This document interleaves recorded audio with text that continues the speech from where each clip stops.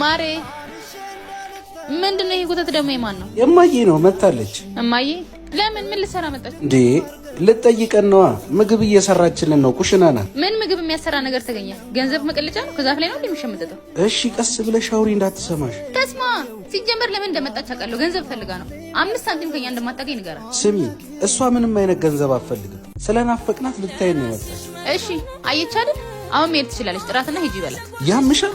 እንዴት ነው ሂጂ እምላት? አንተ ካልቻልክ እኔ እላታለሁ። ጥራት እማዬ አንዴ ነው እንዴ? እማዬ አንቺ ነሽ እንዴ? ለምን አልደወልሽልኝ? ደውዬልሽ ነበር አላነሳሽም። ለቻቻ ደውዬለት እሱ ተቀበለኝ። ወይኔ ያው ስራ ላይ ነበርኩ። ደውላለሁ ብዬ ረሳሁት። እንኳን መጣሽ። በቃ ናፍቀሽን ነበር። በቃ ከኛ ጋር ቆይሽ። አይ የመጣሁትማ ልቆይ ነበር። ያልሽውን ከሰማሁ በኋላ እኔ ይቅርብኝ። ቻቻና እናቱ ብስተራው ሰደ እንዴ እማዬ ዛሬ መጥተሽ ለምን ትሄጃለሽ? ትንሽ ቆይ። ልጄ ጥፋቷ ሊገባት ይገባል። ስሚኝ ይሄ ቤት እኮ የቻቻ ነው። የእሱ እናት ግን መታ መጠየቅም መቆየትም አትችልም። ያንቺ እናት ግን ትችላለች። ምን አይነት እፍረተ ቢስ ነሽ? ሁለተኛ አንቺን ብዬ አልመጣም።